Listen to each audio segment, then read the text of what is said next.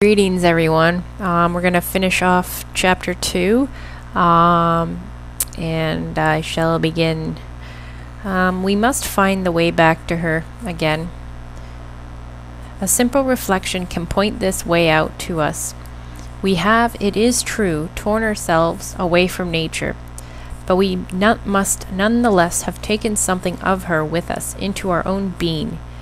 This element of nature in us we must seek out, and then we shall find the connection with her once more. Dualism fails to do this. It considers human inwardness as a spiritual entity utterly alien to nature, and then attempts somehow to hitch it onto nature.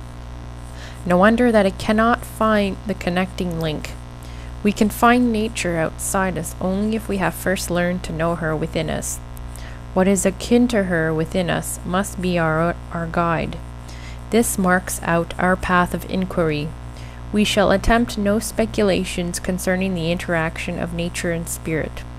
Rather, shall we probe into the depths of our own being, to find there those elements which we saved in our flight from nature.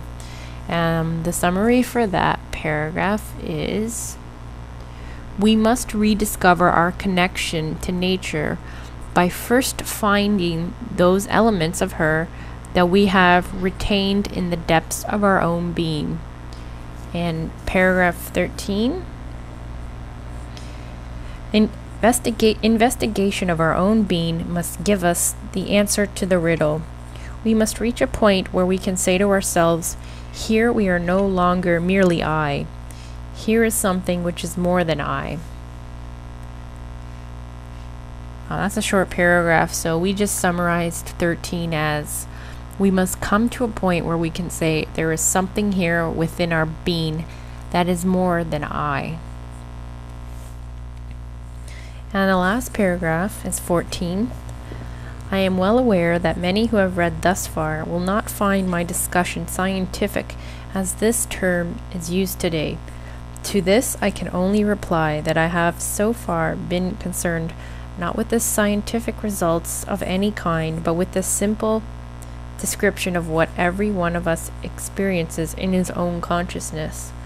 The inclusion of a few phrases about attempts to reconcile man's consciousness and the world serves solely to elucidate the actual facts. I have therefore made no attempt to use the various expressions I, spirit, world, nature, in the precise way that it is usually used, that is usual in psychology and philosophy. The ordinary consciousness is unaware of the sharp distinctions made by the sciences, and my purpose so far has been solely to record the facts of everyday experience.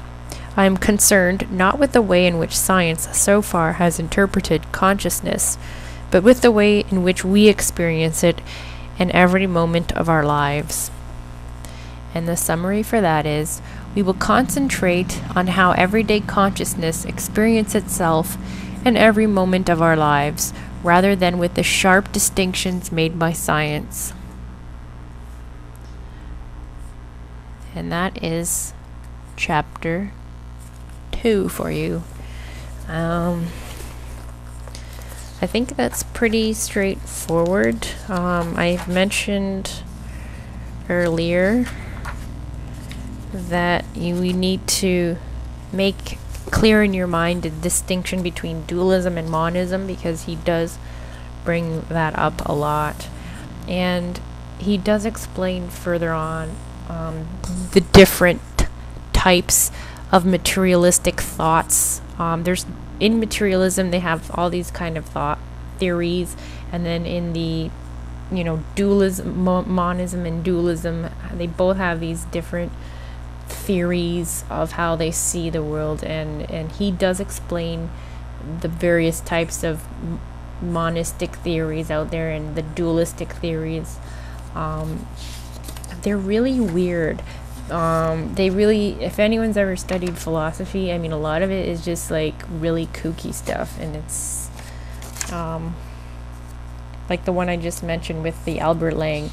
That's just weird. Like, it's just like I don't know. I mean, Steiner is from a totally different generation, but I mean, this is what people debated about, and you know, these are, I think, sort of relevant today. Maybe not quite the same, but the arguments are still sort of relevant. So that's basically it, and I look forward to seeing you all for chapter 3.